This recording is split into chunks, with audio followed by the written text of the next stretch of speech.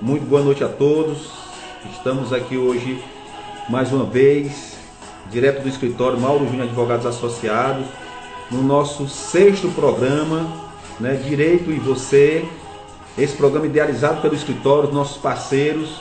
E hoje nós estaremos falando sobre direito criminal. Já falamos sobre adoção, já falamos sobre direito eleitoral, já falamos aqui sobre direito do consumidor, já falamos aqui de outros assuntos muito importantes, mas hoje nós iremos falar sobre direito criminal.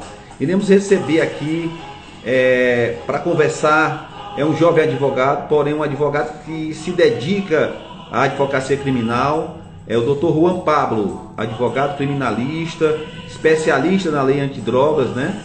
E que vai nos conversar sobre as inovações da lei antidroga. Nós vamos falar sobre as decisões jurisprudenciais. Ele que é um estudioso de jurisprudência aí sobre a Maria da Penha. Vamos falar sobre usuários, sobre traficantes, sobre tráfico privilegiado, enfim, todas as circunstâncias que envolvem a atuação do advogado criminalista, principalmente frente à lei antidrogas, né? E iremos também publicar essa nossa conversa no Instagram. No nosso Instagram, Mauro Júnior Advogados, Mauro JR Advogados, e também no YouTube, Mauro Benício JR Advogados Associados. Você que quer ver aí as outras lives, você que quer rever ou ver em outro momento essa live, você pode ir lá no YouTube que nós estaremos conversando. E hoje nós temos, como eu disse, nós vamos conversar com o nosso colega Juan Pablo. Ele, como eu disse, um grande advogado, um advogado ainda jovem, mas com muita dinâmica, determinado na questão do direito criminal. Queremos agradecer a todos os nossos parceiros aqui do escritório, agradecer aqui a Mais Criativo Social Media, que é aqui nos ajuda, nos produz também aqui no nosso programa, nas nossas redes sociais. Falar que é mais uma vez um prazer estar realizando esse trabalho da advocacia, né, a advocacia da nossa subseção. Enfim, nós iremos aqui conversar com cada um de vocês. Queremos agradecer a presença já de todos vocês aqui. O nosso querido colega e futuro advogado aí, que passou recentemente, o Cláudio Júnior, né, que está aqui, o Cláudio Calvão Júnior, a Irini, o Paulo Ricardo também, que está nos acompanhando aqui. Enfim, todos vocês que estão aqui logo para nos acompanhar também nessa live. A nossa querida estagiária Ana Vitória também, que está aqui, não é? Então, todos vocês, daqui a pouquinho, estamos aqui aguardando a entrada do nosso convidado de hoje, mas falando aqui para vocês, vocês também podem sugerir aqui a nossa produção, temas, convidados. Nós iremos falar não só na questão de direito, iremos trazer também questões nos programas futuros, questões que abordam a nossa sociedade, questões que estão aí no dia a dia da nossa população. Então nós estamos aqui fazendo um trabalho voltado à nossa comunidade, principalmente envolvendo direito, envolvendo a cidadania, né? Estamos aqui já na realização, como eu disse, já no sexto programa, que é idealizado aqui pelo nosso escritório. Então você que quer contribuir, pode também mandar sugestões, você pode mandar pergunta também, pode interagir com a gente. Então esse programa é feito para cada um de nós. Vamos ver aqui agora, o doutor Juan está solicitando, vamos aqui recebê-lo aqui. Vamos ver aqui se ele já vai entrar. Só um instante, está dando certo aqui. Está aqui doutor Juan Pablo. Muito boa noite, doutor Juan Pablo. É um prazer receber aqui no nosso programa do Escritório de Advocacia Mauro Júnior Advogados Associados, programa Direito e Você, recebendo hoje esse grande advogado. Eu, particularmente, tenho uma identificação muito grande com o doutor Juan, porque eu vi crescer, eu vi aqui próximo a Piripiri, conheço desde pequeno, e hoje eu sou verdadeiramente um entusiasta da sua atuação como advogado criminalista. Fico muito feliz de você estar se tornando um grande advogado, não é? E que nos representa essa advocacia da nossa subseção. Seja bem-vindo ao nosso programa, doutor. Muito obrigado. Boa noite a todos. Doutor Juan, eu já anunciei aqui, o doutor é um criminalista de raiz, vamos assim dizer, se identifica como advogado criminalista. Isso é bom quando o advogado tem essa convicção de qual área quer tratar. E eu quero começar logo aqui, doutor. Como foi que deu essa sua convicção de trabalhar na área criminal? Doutor, está travando um pouco seu vídeo ou é para mim? Se o pessoal se estiver acompanhando a live, eu puder responder aqui. Mas, para mim, seu vídeo está travando um pouco. Para mim está tudo normal aqui. Vou perguntar aqui à assessoria Ah, se está tudo bem. melhorou agora. Melhorou agora. Ok. Se você puder repetir novamente, que estava Pronto. travando muito para mim. Com todo prazer. Está melhorando aí? Programa ao vivo é assim, Pronto, doutor. Tem esses probleminhas. exato. A pergunta foi o seguinte: você se decidiu eu acho que desde o início a ser advogado criminalista. Assim, o que foi que lhe motivou a ser advogado criminalista? A pergunta foi resumidamente nesse sentido. Na verdade, eu sempre gostei do direito criminal, né, do direito penal, do processo penal. Era a matéria que eu tinha mais afinco durante a graduação. E também fui criado dentro de um escritório criminalista, né? Meu pai, o doutor Antônio Mendes Moura, sempre foi uma referência penal e também uma referência para mim como profissional e como pai. Aprendi desde cedo, mas sempre estudando muito. Isso é importante. Doutor, em relação aqui o nosso objeto da nossa conversa, vamos entrar aqui logo direto. É a questão do tráfico de drogas.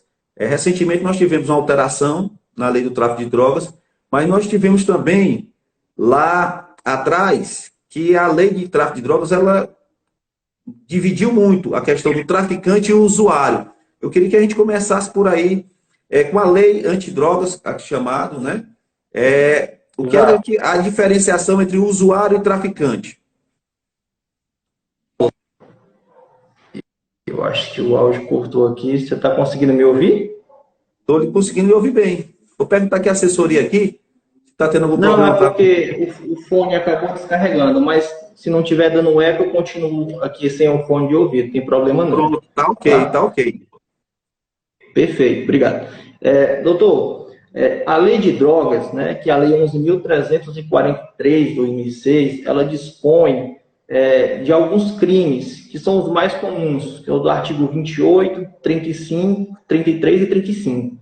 O artigo 28 é especificamente o que trata do usuário, que é aquele que é pego com posse de droga para consumo pessoal. E o artigo 33 dispõe de vários tipos penais que indicam o que é traficância. Mas a diferença primordial entre o traficante e o usuário são as condições que acontece o flagrante. Por exemplo, quantidade de droga apreendida, o local onde foi apreendida essa droga, se é um local conhecido como boca de fumo ou não. Também, se o flagranteado, né, o acusado, já foi preso em outras situações de tráfico de drogas ou não. Na verdade, quem vai decidir é o juiz, que vai determinar se é traficante ou usuário. Geralmente, se coloca como usuário aquele que é pego com uma pedrinha de crack, uma coxinha de cocaína ou um beckzinho de maconha, né? E que não tem uma balança, um dinheiro trocado. E isso muda quando se tem uma grande quantidade de drogas, quando foi apreendido no local também balança, dinheiro trocado, embalagens ou tecidos para preparação da droga. Basicamente,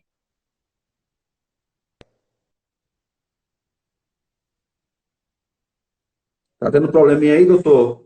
Eu acho que travou um pouco. Os nossos internautas aí os nossos ouvintes podem falar se está travando aí. O nosso também, é só o dele. Mas é esse probleminha que a gente pode ocorrer, né? Vamos ver aí se o doutor melhora. Melhorou, doutor, agora? melhorou. Melhorou. É porque travou um pouquinho aí na sua resposta aí, na caracterização do tráfico, né? Aí. A diferenciação, né? Travou na Exato, parte de diferenciação? exato. Pois tudo bem.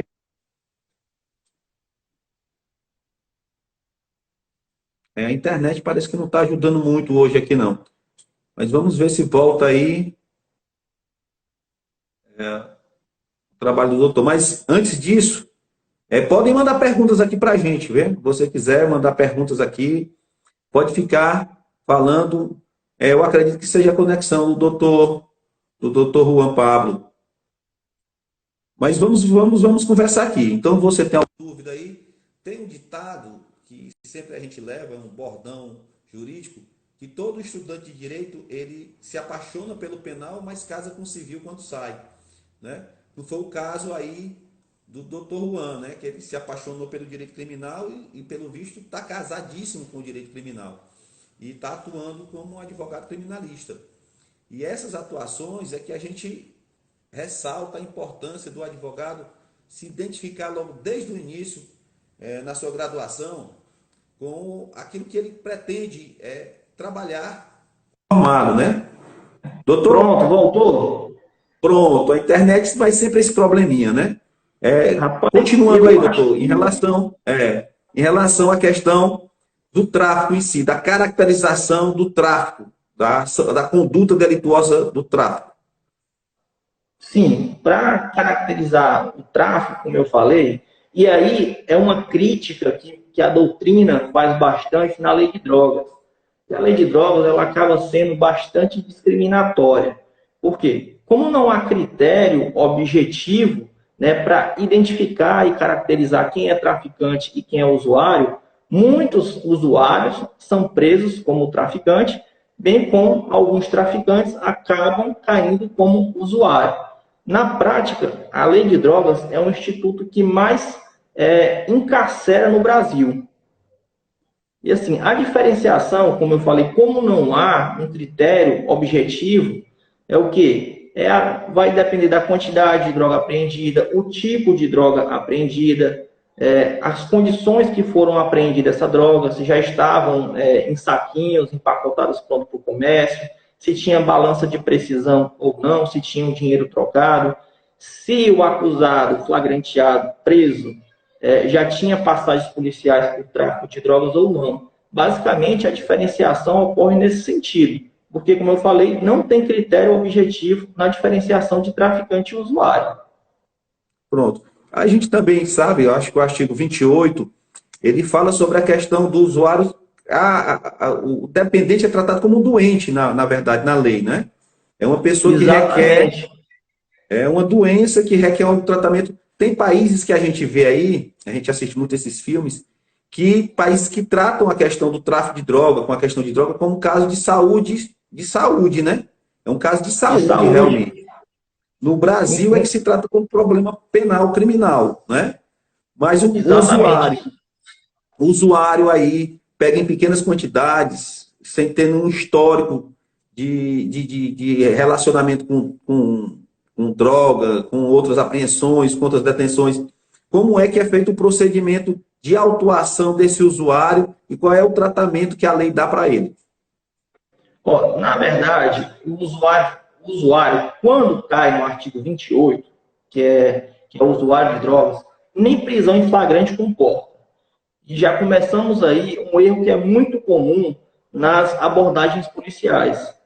Hoje a polícia militar ela já tem o equipamento necessário a fazer o TCO, que é o termo circunstanciado de ocorrência. Por quê? Porque a lei de drogas afirma que quando se trata do usuário de drogas, aquele que é pego com droga para consumo pessoal, do artigo 28, não comporta prisão em flagrante, devendo apenas se fazer um termo de comparecimento no juizado especial criminal, né? E, nesse sentido, para o usuário de drogas, existe institutos despenalizadores. Como não comporta prisão para o usuário, ele vai prestar serviço à comunidade, ele vai tomar um sarrafinho do juiz, o juiz, não faça isso, droga não é boa para a sua saúde, mas prisão nunca, tá? Essas são. E também cabe o Instituto Despenalizador da Transação Penal, que a gente sabe que é prevista lá no Juizado Especial Criminal, onde o Ministério Público vai oferecer a transação para ele pagar uma cesta básica para uma instituição de caridade ou de tratamento, né, de dependentes químicos, e ao final do processo, tranquilo. A gente vê a lei, o artigo, ele fala nessa cadeia de saúde, né? Que para cuidar da saúde também, a participar de programas de reabilitação, de programas de reinserção. Eu lhe pergunto, você tem visto isso nos municípios, Não. esse tratamento? Para falar a verdade, eu nunca vi a utilização desse tratamento. Nunca vi. É porque a lei é muito bonita, né? Muito, muito bem feita, né? Nessa situação. Exatamente, exatamente. E aí a gente traz também lá para a questão da Lei Maria da Penha, porque a Lei Maria da Penha é considerada uma das melhores leis em relação à proteção da mulher contra a violência doméstica. Ocorre que na prática fica muito a desejar. Por quê? Porque na lei determina que existam casas de acolhimento, atendimento especial para a mulher, por exemplo, nos flagrantes, nas delegacias, que tenham policiais femininas delegadas, e a gente sabe que ainda há uma defasagem nesse tipo de profissional. E na lei de drogas acontece a mesma coisa. Para falar a verdade para o senhor, eu nunca vi um atendimento nesse sentido, de pegar o usuário e encaminhar para uma casa de reabilitação. Nem mesmo nos institutos despenalizadores da lei de drogas. Certo? Agora vamos falar também do institutozinho que tem aí no tráfico de drogas, que é o chamado tráfico privilegiado, né? Tráfico Sim. privilegiado, né? Queria que você falasse um pouco Isso. sobre esse instituto aí. O tráfico privilegiado, que essa nomenclatura é um pouco errada, né? Na verdade é uma nomenclatura errada, porque o tráfico privilegiado, na verdade, é uma minorante, é uma causa de diminuição de pena. E ela veio para tentar dar uma nova vida para aquele que foi pego com um crime de tráfico. Ou seja, é aquele tráfico aquela pessoa que foi pega esporadicamente uma vez na vida, cometeu aquele erro, e quer se redimir com a sociedade, quer mudar de vida, tentar se reencaixar na sociedade. E essa minorante, ela dispõe o seguinte, que aquele que tenha bons antecedentes, né, nunca seja primário, tenha bons antecedentes, não se dedique à atividade criminosa ou participe de organização criminosa, pode ter um redutor da pena de 1/6 a 2/3.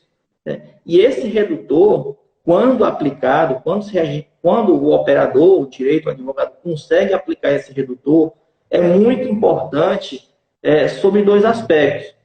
Primeiro, não chega nem aí preso.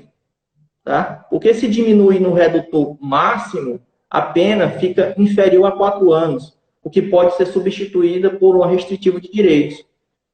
E sobre o outro aspecto, não caracteriza também a hediondez do tráfico de drogas. O tráfico, chamado de privilegiado, não é hediondo. E aí também reflete na execução penal, na progressão de regime, onde ele vai ter uma porcentagem bem menor para estar progredindo de regime. Isso é importante. Me veio aqui à cabeça fatos que a gente vê corriqueiramente e uma pessoa que não é do direito pode achar. Por que é que toda vez ou quase todas as vezes, que um traficante é preso com um número elevado uma quantidade elevada de entorpecente, ele diz que é para uso pessoal, né? Aí, às vezes, a gente vê aí essa tentativa de mudar essa história.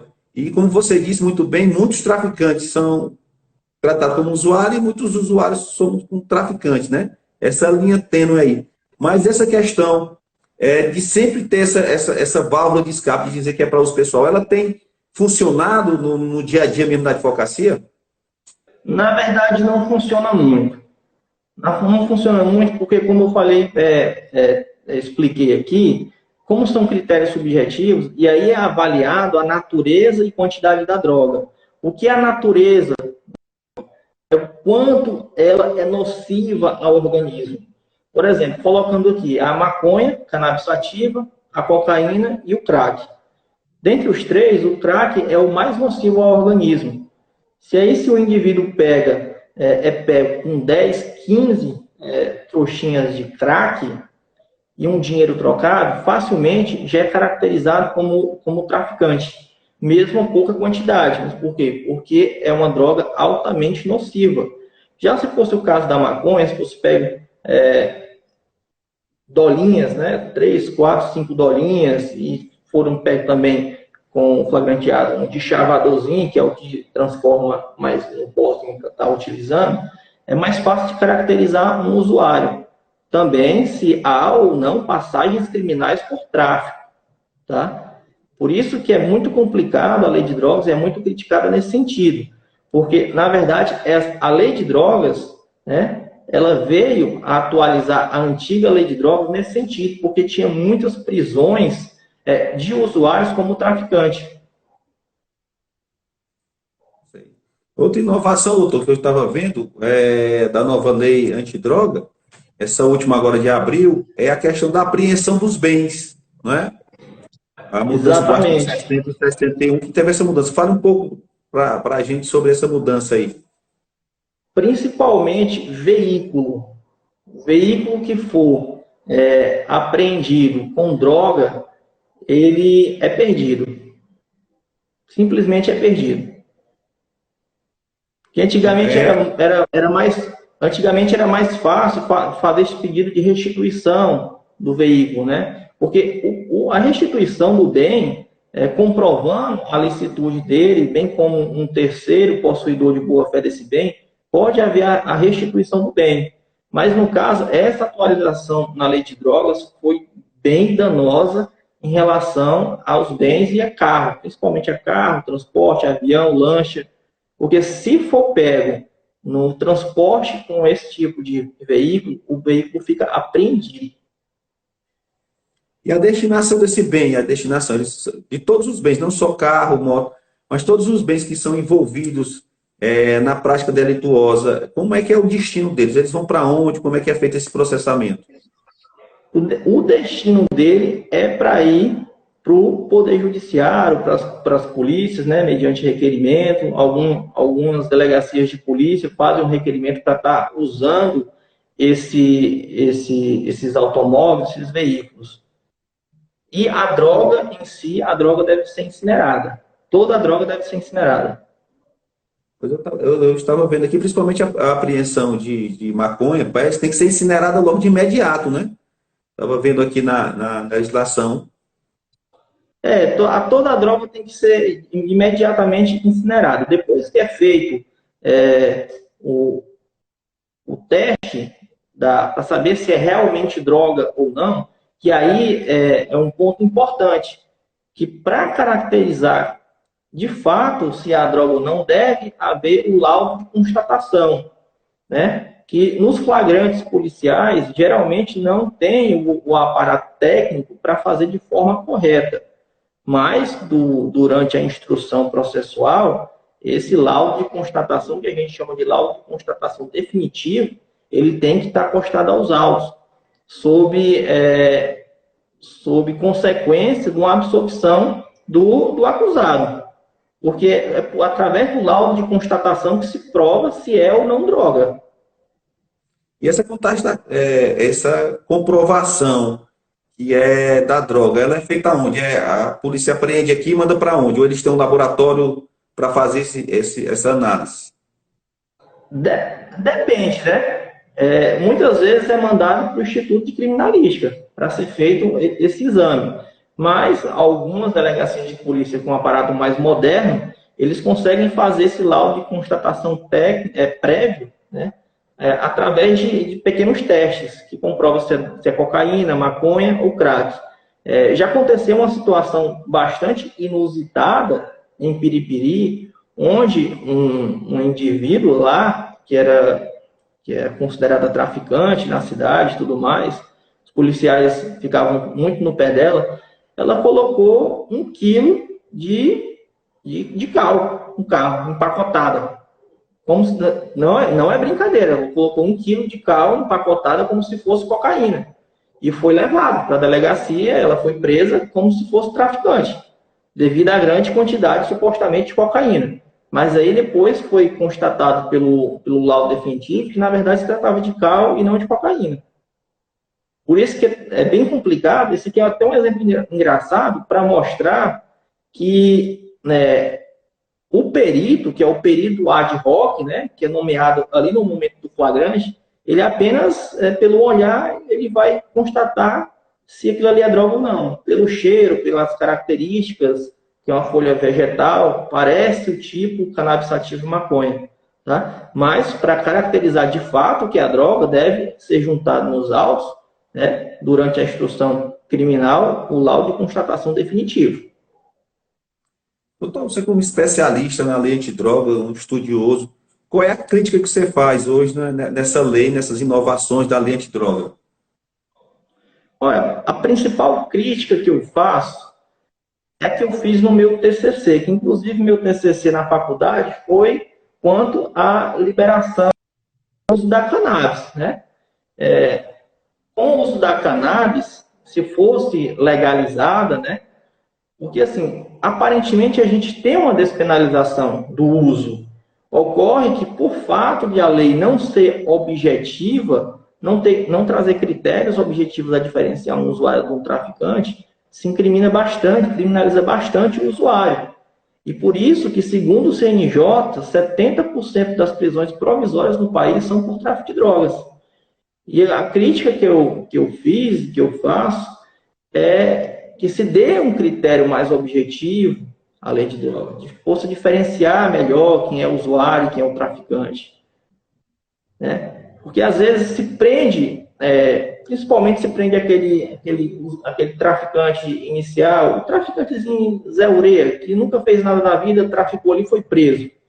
Aquela pessoa ela tinha que ter uma segunda chance. Ela vai, entra no presídio, conhece quem de fato é do crime, quem de fato é traficante, quem de fato vive o lucro do tráfico e se torna outro traficante.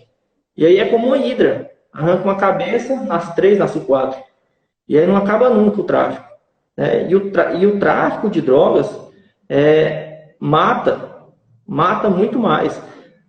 A lei de drogas no Brasil era para ser, na verdade, tratada como uma questão de saúde pública, de tratamento, assim como ocorre nos países europeus. A exemplo da Holanda. Na Holanda, eles têm casas de acolhimento. Por exemplo, a Holanda tem um grande problema com heroína.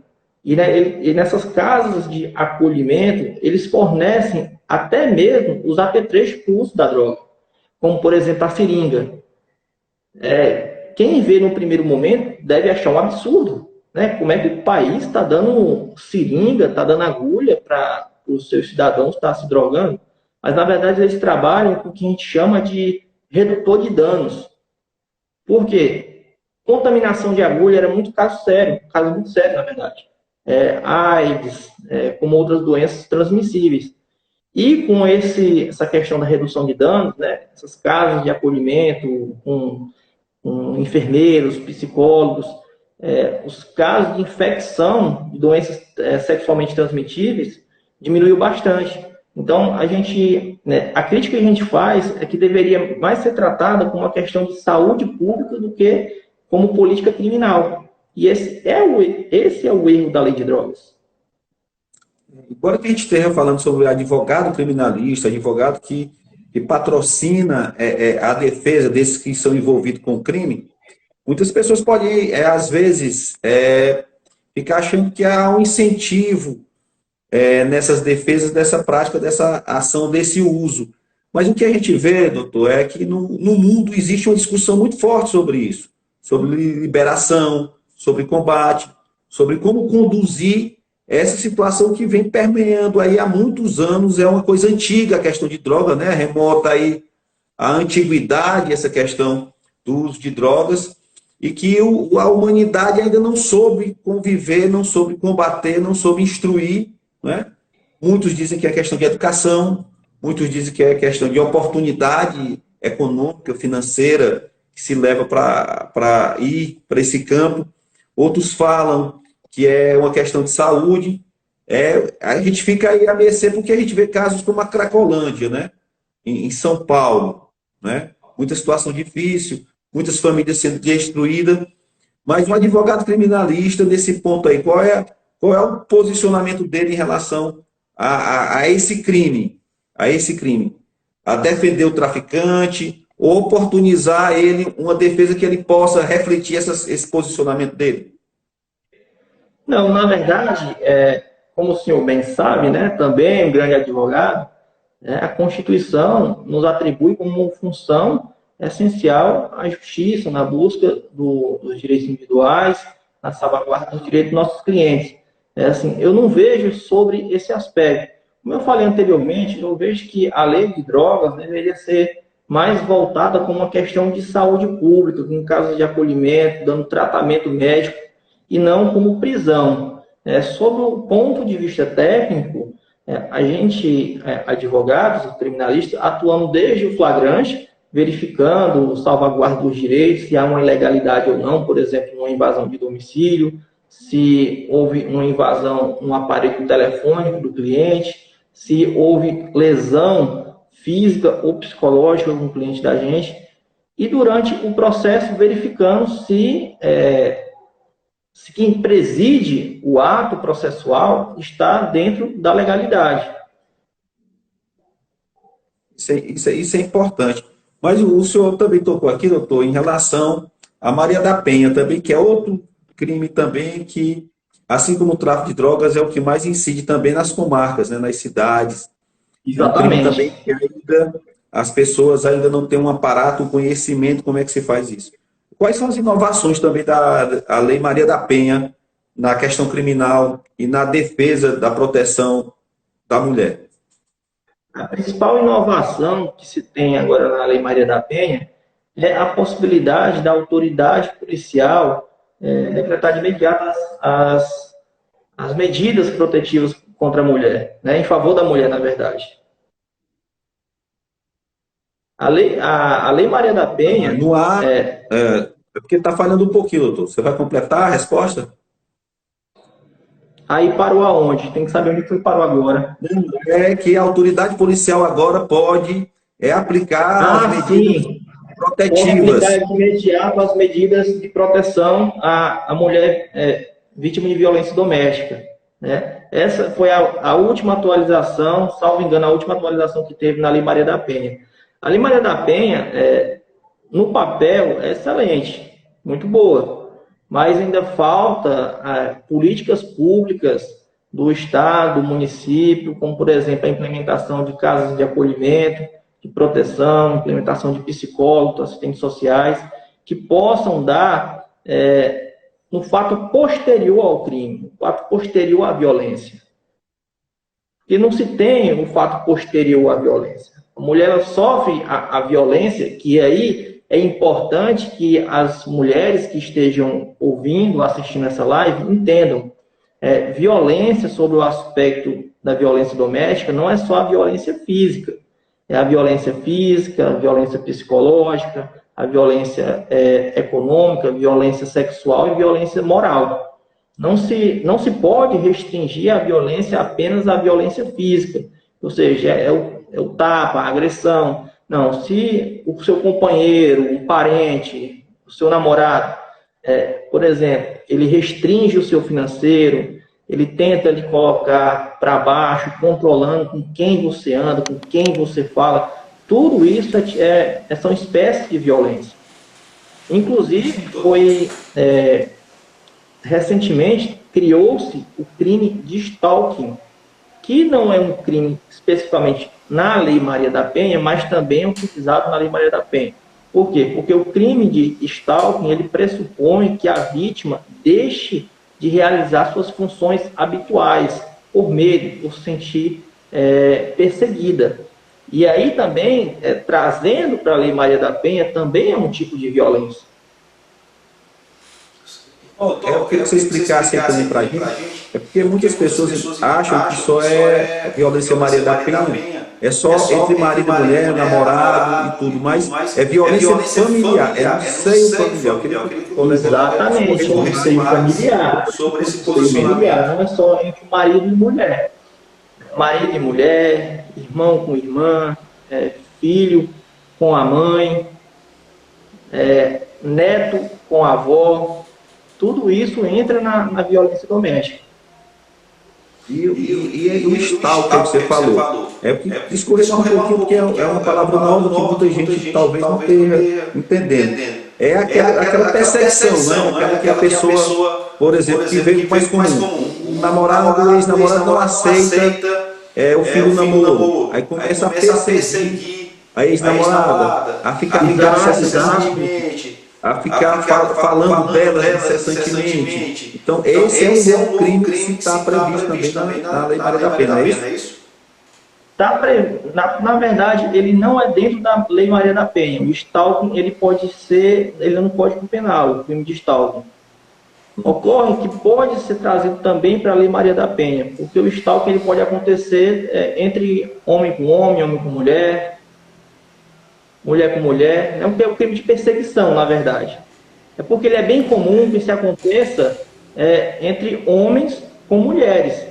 É aquele cara que não aceita o término do relacionamento, não aceita o fim do namoro, não aceita o casamento, começa a perseguir a mulher, cria fake para ficar tentando entrar em contato com ela. E nisso entra as medidas protetivas, porque quando se aplica a medida protetiva, e uma das medidas protetivas de urgência é a não aproximação ao contato. E aí, quando acontece o stalking e a medida protetiva, na verdade, ele vai estar cometendo dois crimes, que é o descumprimento de medida protetiva e também o crime de stalking. Muitas vezes, doutor, o que a gente tem acompanhado é que, em alguns casos, são situações esporádicas, situações que ficam fora da curva. Um casamento normal, um momento ou outro, um perdeu a cabeça e agiu violentamente. E aí é processado também a Maria da Penha, né? E aí muitas vezes fica aquele clima. Eles reatam o casamento, a mulher perdoa, volta, ele se regenera, mas fica lá o processo. E a lei estabelece, quando nós falamos aqui, que ela é muito bem feita, mas infelizmente ela não tem esse amparado que possa fazer que cumpra essas determinações do agressor participar de cursos, de agressor ter o conhecimento de que aquela ação dele não foi uma ação que possa ser considerada bom para a família, é uma ação que ele tem que se recuperar daquela situação. Aí eu pergunto assim para o Maria Antidrogas, o senhor já viu algum município também tendo esse aparato de psicólogo e ações sociais, desse trabalho de recuperação? Eu tenho visto isso só nas cidades, a gente tem estudado, a gente tem provocado em algumas audiências que a gente participa, que seja essa rede de integração, né? Aqui a gente tinha o SAMVIS, que é o Serviço de Atendimento da Mulher Vítima de Violência Sexual, mas que só tinha no papel, não era uma ação muito concreta, mas que os municípios podem estar implantando isso, que é muito interessante nesse tipo de crime, esse suporte da mulher, né? A gente vê que a mulher não tem suporte para poder denunciar e para poder enfrentar essas agressões. Exatamente. Inclusive, que isso é muito importante dentro da lei, que é tentar reeducar o agressor para ver seus atos e reconstituir novamente a família e não tornar daquilo uma situação muito pior. Porque, assim, os principais crimes na Lei Maria da Penha é a lesão corporal, são os crimes contra a honra, né, que é a difamação, a injúria. Também tem o feminicídio, que aí o feminicídio já é um homicídio qualificado pela razão do sexo feminino, né? Muito se confunde às vezes, e passa nos jornais, em reportagens, quando o homem mata uma mulher, automaticamente é feminicídio. Não é feminicídio. Tem que ser caracterizado que aquele homicídio foi por conta da razão do sexo feminino. Foi porque aquele cara maltratava aquela mulher, aquele cara humilhava aquela mulher. Aquele cara matou ela só porque ela era mulher, não tinha outro motivo para ele ter matado ela. E aí sim caracteriza o feminicídio. E agora, falando ainda de crime ainda, o Tribunal do Júri. O doutor já enfrentou o Tribunal do Júri na área criminal, de homicídio praticamente dito? Ainda não. A minha atuação, até o presente momento, está sendo bem direcionada aos crimes de tráfico de drogas. Eu atuo bastante nessa área de tráfico de drogas. Tráfico de drogas e com pedido de liberdade, né? Revogação, audiência de custódia, habeas corpus. Eu já tive a oportunidade de auxiliar um júri, né? Que foi um júri feito pelo doutor Antônio Mendes, que aí eu acompanho, às vezes eu ajudo no júri, mas no plenário ainda não tive essa oportunidade, mas que gostaria sim de estar um dia participando no plenário do júri. Eu acho que a nossa amiga Caroline aqui, que está fazendo um comentário muito pertinente, quero agradecer aqui a vinda dela ao nosso Instagram, né? Que eu sei também que é para prestigiar o seu gênero, né? E ela fala também que é o acolhimento na delegacia. Essa é uma verdade, embora tenhamos duas policiais aqui em Pedro II, né? Que são duas grandes policiais, mas que infelizmente não tem ainda esse suporte para dar para a mulher. A gente está tendo uma reforma na delegacia local, mas a gente conta com a acessibilidade também do nosso delegado André Moreno, e que a gente pode estar trabalhando, reivindicando essa oportunidade para essas pessoas, né? Nós, como vereador, nós criamos o Conselho Municipal de Defesa dos Direitos da Mulher, aqui em Pedro II, precisamos reativar esse conselho também. Eu digo muito, doutor Juan, nós temos aqui vários crimes contra a mulher. Infelizmente, elas não têm aonde se apoiar para que possam denunciar esses crimes, né? Muitas mulheres são vítimas e esse apoio que se pode ter. Mas, exatamente, muitas vezes essa falta de acolhimento acaba encobrindo essas vítimas, né, que a gente chama de cifra negra. Às vezes é feita uma pesquisa, mostra X quantidade de violência doméstica, mas ali tem aquela cifra negra, que é aqueles casos que não são denunciados. E que muitas não sabem que quando a violência física em si, a lesão corporal, por exemplo, não precisa que seja feita a representação da vítima. Se trata de um crime de ação pública incondicionada, diferentemente de quando é apenas um crime contra a honra, o companheiro xingou, difamou, de outros nomes, aí sim teria uma representação. Mas, no caso, havendo a lesão corporal, nem que seja leve, lesão corporal, não precisa de representação. Basta que um familiar, uma pessoa que tenha visto o ocorrido, ou consiga provar, faça a denúncia na delegacia. A denúncia entre aspas, né? Que é a notícia crime. E isso é muito importante porque... Pode falar, doutor. Pode concluir, doutor. Não, pode concluir. Isso é muito importante para cientificar as mulheres e encorajá-las também a fazer essas denúncias, porque não podem ficar refém da violência física, da violência moral e da violência psicológica. A mulher tem que ser forte, tem que procurar seus direitos, procurar a autoridade policial. Apesar de que está falando com advogado criminalista, a gente costuma atuar muito mais na defesa do que como assistente de acusação, mas é importante sim, pois foi dado a nós, né, uma função essencial da administração da justiça. Então temos também que ter o lado da vítima, ver o lado da vítima, que ela deve ter ciência, deve saber dos seus direitos, de como proceder. E nesse sentido que deve haver políticas públicas em prol da vítima de violência doméstica. Eu queria até fazer uma referência, e o colega foi muito feliz quando abordou esse tema, esse momento, em relação à questão da representação.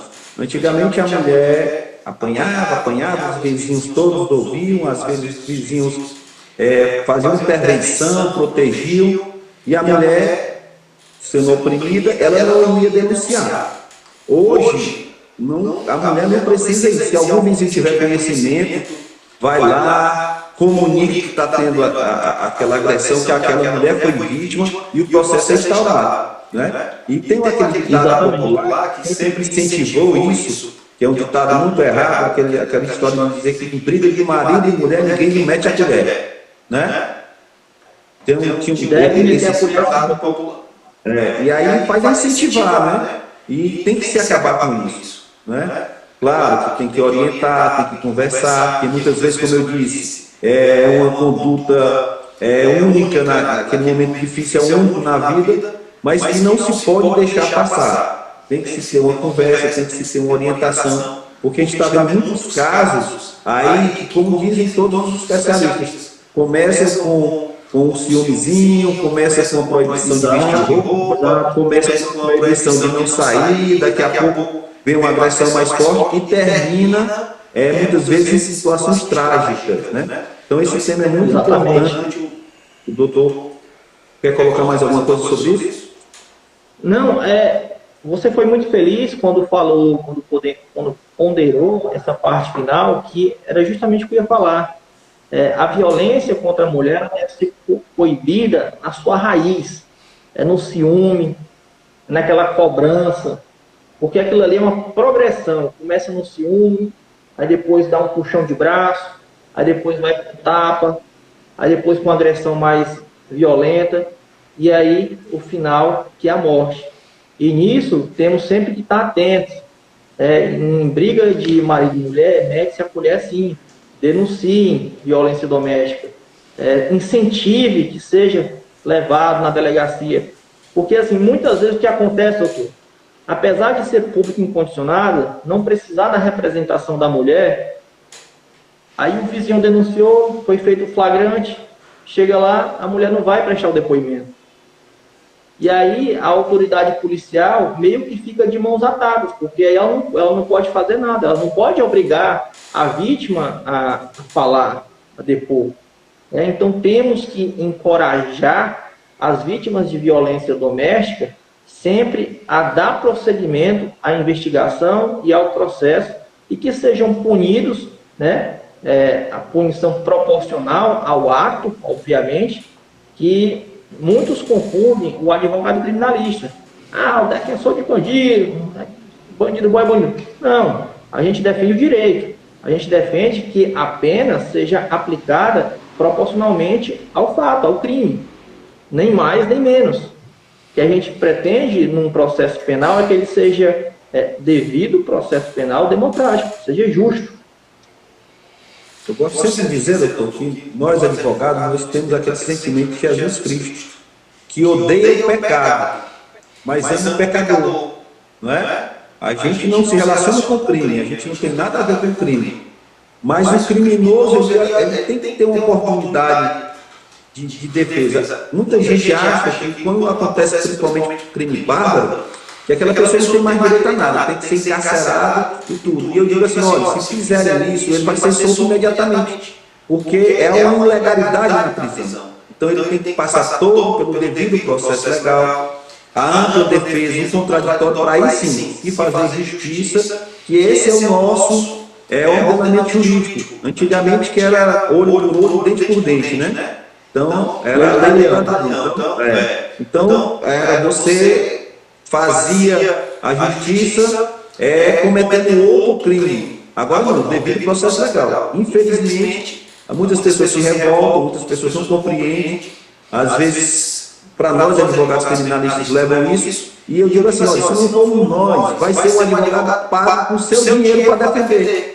Que no caso é o defensor público, que é um advogado que vai ser, que tem aí entre as suas funções a de defender também aqueles que são acusados de crimes. Então é o Estado pagando o advogado para os criminosos. Isso é um fato também que a gente deve mostrar para a sociedade que o advogado criminalista ele não se envolve com o crime. Ele está ali para se fazer justiça naquele tripé, advogado, juiz, promotor, que é o essencial para a justiça. Sem esses três, não se tem condições de prender, não se tem condições de condenar uma pessoa que venha cometer um ato ilícito. Isso tem que ficar frisado. Sempre eu reputo isso em defesa daqueles colegas, e muitos de nós somos injustiçados que confundem muito o cliente com o advogado. O advogado é confundido muito com o cliente. As pessoas não gostam do cliente, mas colocam também essa repulsa ao advogado. Isso aí a gente vem sofrendo ao longo dos anos, mas a gente compreende que as pessoas têm esse sentimento de ordem subjetiva que às vezes misturam. Mas, doutor, eu quero falar também aqui, aproveitando também, que é na ordem criminal, e nessa terminologia, nesse sentimento de ordem mundial, que é a despenalização dos crimes. E aqui para nós também com a lei anticrime, que foi aprovada recentemente, que é a lei chamada anticrime, e foi o acordo de não persecução penal. Muitos processos não se chega à instauração de um processo. Apenas um acordo onde se é feita uma proposta para que seja encerrado aquele processo. Eu queria que o colega falasse sobre das ANPP. Que o ANPP, com a previsão que veio pelo pacote anticrime, é um novo instituto despenalizador, né, que tem alguns requisitos, e o requisito principal é a confissão, do ocorrido de forma bem clara, tá? E também não pode caracterizar em crimes cometidos com violência ou grave ameaça, e com a pena superior ou inferior a 4 anos. Também como pena também na violência doméstica também ele não é aplicado também, né? Tanto a NPP quanto os institutos da transação e da suspensão condicional do processo não são aplicados à Lei Maria da Penha por disposição legal expressa. Olha, estamos aqui, eu quero registrar a presença do nosso querido amigo Antônio Mendes Moura, advogado, que está aqui também nos prestigiando seu pai. É um prazer, doutor. Boa noite. Né? Meu professor. Exatamente. E o doutor Antônio Mendes é um colega que a gente tem ao longo dos anos também. Nós se formamos na nossa OAB quase junta, né? É muito parecida a nossa inscrição. E nós tivemos a felicidade também, e ele sempre gosta de frisar isso, o primeiro júri dele, ele me convidou para acompanhar lá em Buriti dos Lopes, né? E foi um processo que nós atuamos lá e conseguimos absorver o nosso cliente. Então é sempre um prazer, doutor, estou aqui com a sua cria, como vocês dizem aqui, conversando nesse papo agradável. Nós que já estamos adotando como Pedro Segudense ele aqui, né, que logo você já é pai, já foi pai, já nasceu? Junho. Agora em junho vai ser papai, vai nascer aqui Pedro II, talvez, com certeza. Né? É uma menina ou um menino, doutor? Uma menina. Pedro Segudense nosso aí. Doutor, nós já estamos chegando ao final, e sempre no final eu gosto de conversar com colegas assim, mais próximos, para a gente falar sobre as nossas vidas como advogado, os nossos sonhos, as nossas lutas que tivemos ao longo desses anos de estudo e que ainda continua, né, esses anos de estudo, continuamos estudando. Eu gostaria que o colega falasse um pouco dessa sua vida, e quero também agradecer a sua presença aqui e dizer também que o escritório de advocacia Mauro Júnior Advogados Associados, que vocês feliz também, e você ser um parceiro nosso. Nós estamos aí, a advocacia sempre é feita em parcerias, e a gente fica feliz de formar essa parceria com você na área criminal. Então eu gostaria que você conversasse aí, doutor, sobre a sua vida, essa sua garra de trabalhar, essa sua visão, e um pouco falasse da sua vida aí para a gente.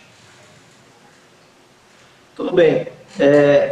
Agradeço novamente a oportunidade de estar aqui nesse papo bem descontraído aqui, tentando falar um pouco do direito criminal, principalmente em assuntos da Lei Maria da Penha e tráfico de drogas.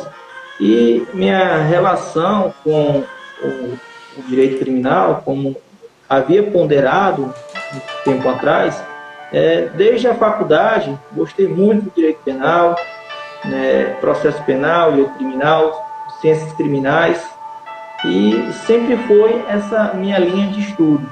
Tanto que nas outras matérias eu levava no famoso banho-maria, não estudava muito, não gostava muito, mas constitucional, penal e processo penal sempre gostei muito, os temas, a leitura, eu me interessava, e passei a estudar bastante mais lendo jurisprudência do que lendo a doutrina em si. Eu acredito que quando você está atualizado da jurisprudência, e aí não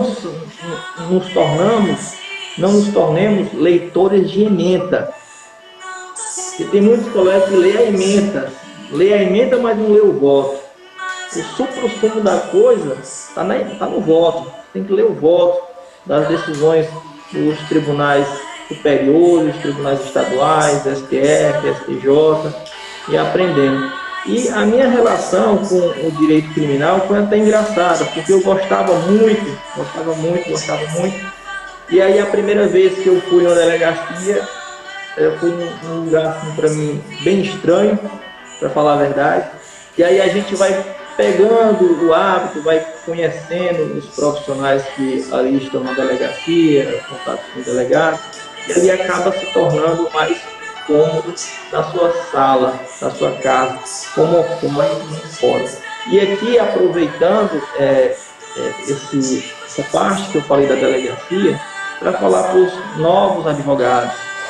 Delegacia não é ambiente de advogado, é ambiente de delegado. Lembrem-se, vocês devem sempre tratar os profissionais da delegacia, do Ministério Público, do Fórum com muita urbanidade, educação, respeito. Uma atuação tem que ser técnica, tem que ser estratégica. Você não pode chegar lá arregaçando, como a gente fala, né, o pau da barraca. Você é aquele advogadozão que não, a gente não deve fazer isso. Sempre tratar com muita urbanidade. Lembrar, ali não é seu primeiro nem seu último caso. Você vai haver mais casos, você vai ter que voltar na delegacia, no Ministério Público. Sempre atuar com respeito. E foi dessa forma que eu aprendi a trabalhar, é a forma como eu trabalho, como eu atuo. Até hoje tem dado certo. Sempre tento buscar me atualizar. Eu gasto muito meu dinheiro com livro. Eu gosto muito de videogame, mas eu também gasto meu dinheiro muito com livro. Sempre que tem um assunto que está em alta, eu pesquiso jurisprudência, eu pesquiso vídeo, eu vejo as decisões atuais, como a doutrina está comentando aquele assunto, porque a gente atua com liberdade. E eu aprendi que liberdade não se brinca. A gente tem que atuar muito sério quando se trata dos nossos clientes, principalmente na área criminal. Porque aquilo ali é uma pessoa que está preso, é um pai que está preso, é um irmão. E sabemos que o ambiente das delegacias do Brasil, dos presídios, são muito precários, são muito degradantes. Nem mesmo assumindo a responsabilidade dos direitos humanos, para se ter uma ideia. Então, eu atuei e atuo na área criminal nesse sentido, porque eu tenho um senso muito grande de justiça, de atuar para trabalhar pelo justo, pelo que é correto. E nisso eu sempre tento atuar no devido processo legal, buscando combater ilegalidades, arbitrariedades e abusos. Doutor, a gente fica muito feliz em estar ouvindo essa sua conversa, essa sua aula aí de um advogado apaixonado pelo direito. Isso para a gente que trabalha. Pois é, eu que estou aí ao longo dos anos já nessa luta, me sinto cada vez mais renovado quando eu estou com um colega compromissado com a advocacia, um colega que realmente estuda, um colega que realmente trabalha. Então, para a gente fica muito feliz. Isso nos motiva a sempre trabalhar. Por isso que nós estamos aí na UAB ao longo desses anos, como conselheiro agora, como conselheiro estadual, trabalhando por essa advocacia firme e forte que o doutor representa muito bem. Eu fico muito feliz, doutor, de estar aqui ouvindo essas suas palavras, aprendendo também, e dizer que esse nosso programa vai ficar gravado, está lá no YouTube, né? Mauro Benício, JR Advogados Associados, vai falar no nosso canal, doutor. Vai lá, se inscreva também no nosso canal, você vai marcar para prosperidade esse nosso papo aqui, os nossos outros, vai ficar para sua filha e para os seus netos aí futuro, estarem vendo depois dessa nossa conversa feita nesse ano, nesse dia aqui. Agradeço a todos que vieram aqui para prestigiar, né? Eu quero dizer que alguém se inscreve, o Neto Baleia também já entrou aqui também, falou com a gente. Já veio aqui. Aproveitar aqui, doutor. Vou aproveitar para fazer o meu mexão. Posso mexãozinho aqui rapidinho? Claro. O pessoal pelo Segundência aí, se puder seguir o meu Instagram, é @Juan, com JUAN, ADV, Piauí, PI, na verdade, PI. Tá? Eu estou aqui, vai ficar aparecendo aqui junto com o Dr. Mauro Advogados, vai aparecer no Instagram. Quem puder seguir, lá eu sempre posto atualidades, jurisprudência, assuntos voltados ao direito criminal e ao processo penal. E eu estou lá assistindo lá também as suas publicações. Muito obrigado. E novamente agradecer a oportunidade de estar conversando aqui. Fui muito feliz com essa conversa, uma oportunidade. Agradeço bastante essa oportunidade, tá? E estamos à sua disposição para quando precisar do escritório. Nossa parceria está feita, Doni. Vamos trabalhar junto por muito tempo ainda aí. Na hora. Então, boa noite a todos, é um prazer e aguardamos vocês na próxima segunda-feira, às 19 horas, com mais um programa Direito e Você. Um abraço a todos e boa semana, que Deus nos proteja sempre. Um abraço.